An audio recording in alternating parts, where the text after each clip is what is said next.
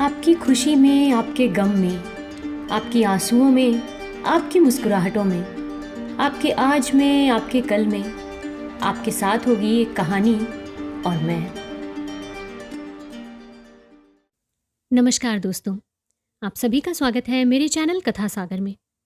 दोस्तों, आज मैं आप सब लोगों के लिए मनु भंडारी जी के द्वारा लिखे गए उपन्यास आपका बंटी का सारांश लेकर आई हूँ।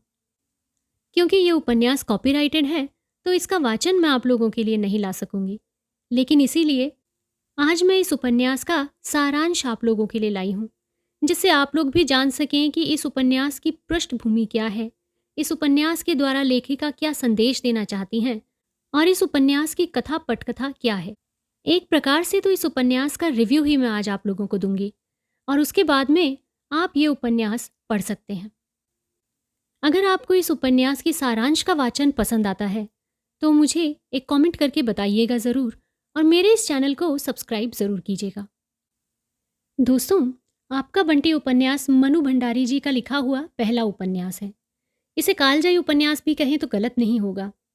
ये उपन्यास सन 1971 में पहली बार प्रकाशित हुआ था। इस उपन्यास की पृष्ठभूमि के अनुसार इसमें उलझे रिश्तों की डोर को सुलझाने की जितनी भी कोशिश की गई है वो डोर उतनी ही उलझी चली गई।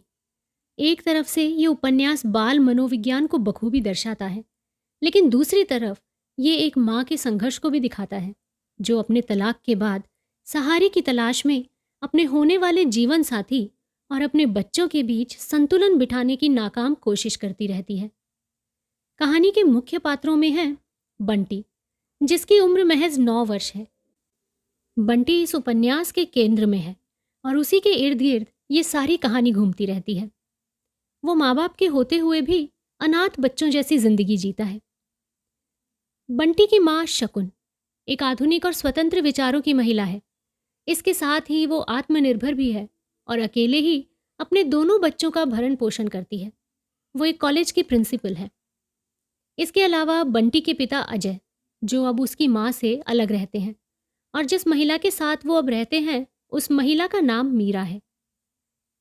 हमारा अगला किरदार है वकील चाचा। ये शकुन और अजय के वकील हैं।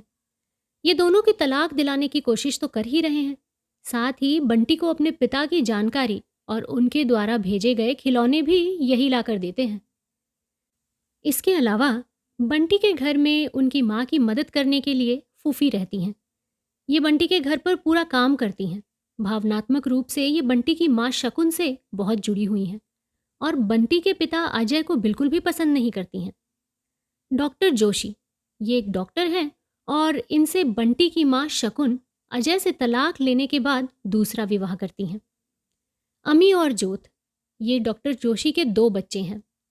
बंटी के इनसे भी नहीं बनती है, लेकिन है ये बंटी की उम्र के ही। पति पत्नी में संबंध विच्छेद या फिर तलाक की समस्या ही इस उपन्यास का मुख्य केंद्र है। माता पिता तो आपस में ना बनने के कारण तलाक ले लेते हैं, लेकिन अपनी शादी से उत्पन्न बच्चों के भावनात्मक विचारों और कश्मकश को वो शायद समझ नहीं पाते।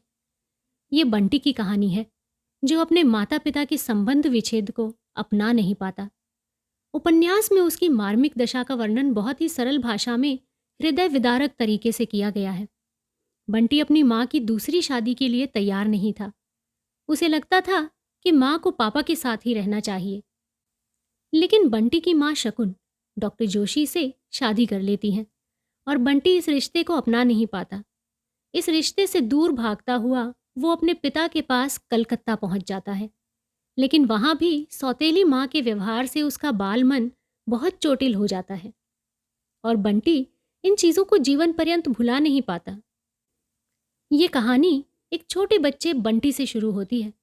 बंटी के माता पिता की आपस में बनती नहीं और वो इस रिश्ते को सुलझाने की सभी कोशिशें करके थक चुके होते हैं। उसके पिता एक अन्य महिला मीरा के प्रति आकर्षित थे और उसके साथ ही रहने लगते हैं। उनके वकील, जिसे सब वकील चाचा के नाम से बुलाते थे, उनका तलाक करवा देते हैं। जब अजय मीरा के साथ रहने लग जाता है तो अपनी जिंदगी में आगे बढ़ जाता है, तो शकुन सोचती है कि आखिर मैं कब तक इसी मोड़ पे खड़ी रहूंगी, मुझे भी जीवन में आगे बढ़ने का पूरा अधिकार है। बंटी को देखकर उसे बुरा भी लगता था कि इतना सा मासूम बच्चा पिता के प्यार से मरहूम है। वो डॉक्टर साहब के रूप में बंटी को एक पिता देना चाहती थी। लेकिन बंटी दूसरी ओर ये सोच सोच के परेशान था कि अब उसकी माँ का प्यार 3 और लोगों में बँट जाएगा। अब वो अकेले बंटी की माँ नहीं रहेंगी, बल्कि अमी और जोत की माँ भी बन जाएंगी और डॉक्टर साहब की पत्नी भी। ये विचार ही बंटी के मन को विचलित करने लगे। बच्चे अमूमन माता पिता का प्यार किसी के साथ बांटना नहीं चाहते, और फिर बंटी तो अपनी माँ के पास ही रहता था। पिता से कई महीनों में एक बार मिलना होता था, तो पिता का प्यार जो मिलना चाहिए था वो तो उसे नसीब ही नहीं हुआ। फिर अपनी माँ का प्यार वो किससे और कैसे बांटे? उसने धीरे धीरे प्रतिरोध करना शुरू किया, जो गुजरते दिनों के साथ और भी ज्यादा बढ़ता गया। जैसे जैसे उसकी माँ डॉक्टर जोशी के करीब जाती रही, वो अपनी माँ से भी दूर होता रहा। न जाने उस छोटे से मन में ये उम्मीद कहाँ से बंध गई कि शायद उसके पिता से ही उसे अपने हिस्से का प्यार मिल सकता है। उसने अपने पिता के पास जाने की जिद पकड़ ली। बंटी ने ये जिद शायद अपनी माँ को दुख पहुंचाने के लिए ही पकड़ी थी। वो समझता था कि माँ ने अपनी खुशी के लिए दूसरी शादी कर ली और उसकी माँ को उसकी कोई चिंता नहीं है। वहीं दूसरी तरफ माँ को भी अपने बेटे को भरोसे में लेकर ही डॉक्टर साहब से शादी करनी चाहिए थी। अगर बंटी डॉक्टर साहब के साथ सहज महसूस नहीं कर रहा था, तो उसे शायद थोड़े और वक्त तक इंतजार करना चाहिए था। छोटे से बालक का मन बहुत कोमल होता है और उस पे किया गया आघात उसे जीवन भर की तकलीफ में डाल सकता है। हालांकि बंटी की माँ अपनी जगह सही थी, लेकिन उनके फैसले की वजह से एक बच्चा तिल तिल मर रहा था। शायद कुछ और दिनों के घुलने मिलने के बाद बंटी डॉक्टर साहब को अपना लेता, लेकिन माँ हमेशा बंटी को छोटा बच्चा समझकर उसके सवालों को बस टालती ही रहती। बंटी को लगता है कि उसकी मम्मी बदल गई है।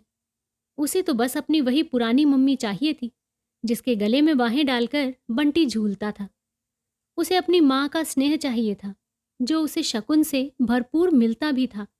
लेकिन फिर भी बालक के मन में एक डर बैठ गया था कि डॉक्टर जोशी शायद उसकी माँ से उसके हिस्से का प्यार छीन लेंगे। शकुन उसे बच्चा समझकर कभी भी उससे खुलकर इन सब मामलों में बातें नहीं कर पाई। यहाँ दोनों पात्र अपनी अपनी जगह सही थे, लेकिन नियति दोनों ही के साथ खेल रही थी। बंटी जब शकुन से अपनी जिद नहीं मनवा पाया, तो उसने माँ को फैसला सुना दिया कि वो अपने पिता के साथ रहेगा। इस प्रकार वो माँ से अपनी नाराजगी जता रहा था। उसने पिता को खत लिखकर उनसे कहा कि वो आएं और उसे हमेशा के लिए अपने साथ ले जाएं। यहाँ बंटी के मन में ये विचार भी चल रहा था कि माँ शायद उससे माफ़ी मांगे और रोएं और बोलें कि मेरे पास रुको। लेकिन माँ ने सोचा कि बच्चा शायद पिता के पास खुश रहेगा, इसीलिए वो उनके पास जाना चाहता है, और यही सोच विचार में माँ ने उसे एक बार भी रुकने के लिए नहीं कहा। बंटी को माँ की ये बात भी बहुत बुरी लगी। वो बुरी तरीके से दुखी हो गया था और फिर उसने ये विचार किया कि अब चाहे कुछ भी हो जाए, मैं माँ के साथ तो नहीं रहूँगा। जब उसने पिता को खत लिख दिया, तो पिता ने उसे कलकत्ता बुलवा लिया, जहाँ वो अपनी दूसरी पत्नी के साथ रहते थे। बंटी अपने मन में कई अरमान लिए वहाँ पहुँचा था। उसे प्रसन्नता हो रही थी कि कोई उसके बारे में सोचने वाला भी है। लेकिन जल्दी ही ये भ्रम भी दूर हो गया जब उसे अपनी नई माँ यानी कि सौतेली माँ के साथ रहना पड़ा।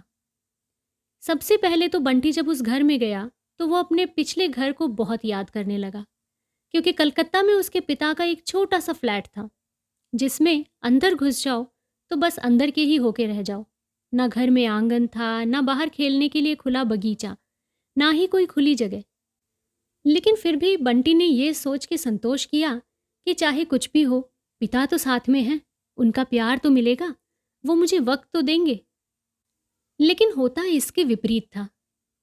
उसकी सभी ज़रूरतों पे कटौती होती ताकि बाकी सब आराम से अपनी ज़रूरतें पूरी कर सकें। माँ भी अपने बच्चों को उसके ऊपर ज़्यादा तवज्जो देती थी। शायद सौतेली माँ के कहने पे ही बंटी के पिता ने बंटी को हॉस्टल में रखना ही उचित समझा। जो बंटी पिता के प्यार के लिए कलकत्ता गया था, अब उसका मन वहाँ भी नहीं लग रहा था।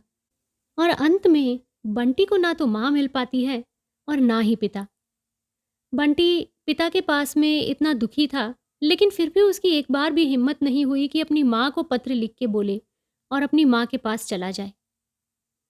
बंटी को सबसे दूर अकेले हॉस्टल भेज दिया जाता है, जहाँ वो माँ और बाप दोनों के प्यार से वंचित हो जाता है। बंटी का ये हाल पाठकों के मन को भी विचलित करता है, क्योंकि एक मासूम से बच्चे से उसका बचपन छिन गया है। इसके लिए दोषी कौन है? बंटी के पिता, जिन्होंने उसकी माँ से अलगाव के बाद दूसरी शादी कर ली, या फिर बंटी की माँ, जो अपने आप को इस रिश्ते में तिरस्कृत महसूस करती थी? क्या उसकी माँ को अपना जीवन जीने का अधिकार नहीं? पिता ने तो उसकी माँ को छोड़कर दूसरी महिला के साथ रहना शुरू कर दिया था, तो क्या माँ को हक नहीं कि वो भी अपना जीवन खुशी से जिए, अपना जीवन साथी चुने? लेखिका मनु भंडारी ने जब ये उपन्यास लिखा था, उस समय के सामाजिक परिवेश में इसे पढ़कर सबको सिर्फ बंटी से सहानुभूति थी, उसकी माँ शकुन से नहीं।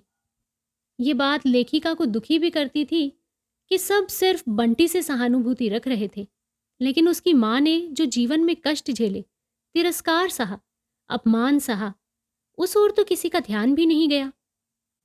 शायद अभी भी समाज में बहुत कुछ था जिसका बदलना जरूरी था। बंटी बच्चा था तो उसके प्रति संवेदना जायज है, लेकिन उसकी माँ क्या अपना जीवन बस यूं ही दूसरों की गलती से स्वाहा कर दे? क्या उसके प्रति किसी को संवेदना नहीं होनी चाहिए? इसको देखने का एक नजरिया और भी है। इसमें माता पिता दोनों का ही एक स्वार्थी भाव नजर आता है, जो अपने अपने सुखों के बारे में तो सोचते हैं, लेकिन बंटी की उसमें कोई जगह नहीं। ऐसे माँ बाप ही क्या जिनमें त्याग की भावना नहीं हो, जो अपने बच्चे की खुशियों और उसके अच्छे मानसिक विकास के लिए एक दूसरे की गलतियों को भुलाने को तैयार नहीं। बच्चे को दोनों मिलकर ही दुनिया में लाए हैं, तो अब अपने सुखों को आगे रखकर बच्चे को इस प्रकार अकेला छोड़ देना क्या उसके साथ घोर अन्याय नहीं है? इंसान अगर निश्चय करके और अपना अहम छोड़ के प्रयत्न करे तो वो हर रिश्ते में खुशियां ला सकता है। बस प्रयत्न पूरे दिल से होना चाहिए। अक्सर पति और पत्नी में लड़ाई और झगड़ा तो होता ही है, लेकिन उस झगड़े को भूलकर उन्हें वो बातें याद करनी चाहिए जिनमें दोनों को खुशी मिले। उन्हें एक बार ये अवश्य सोचना चाहिए कि जितनी तवज्जो वो एक दूसरे की गलतियों को देते हैं, उससे ज़्यादा तवज्जो वो अगर एक दूसरे के लिए की गई कुर्बानियों और प्रेम भरे कृत्यों को दें तो जीवन आसान बन सकता है। हमें सिर्फ एक दूसरे की बुराइयां ही नहीं, अपितु अच्छाइयां भी देखनी चाहिए और अपने अहम को अपने रिश्ते के बीच में नहीं आने देना चाहिए। दोस्तों, आप सबकी इसके बारे में क्या राय है, वो आप अपने कमेंट्स के ज़रिए मेरे साथ में शेयर ज़रूर कीजिएगा। आशा करती हूँ कि इस उपन्यास का सारांश आपको पसंद ज़रूर आया होगा। अगर पसंद आया है तो कृपया करके इस चैनल को सब्सक्राइब ज़रूर कीजिएगा और साथ ही इसे अपने दोस्तों और जानकारों में शेयर भी कीजिएगा, ताकि ज़्यादा से ज़्यादा लोग इस चैनल से जुड़ सकें। फिलहाल मैं आप लोगों से विदा लेती हूँ। जल्दी ही एक नई कहानी या उपन्यास के साथ में फिर से मुलाकात होगी। तब तक के लिए आप अपना ध्यान रखिए, खुश रहिए और स्वस्थ रहिए। नमस्कार।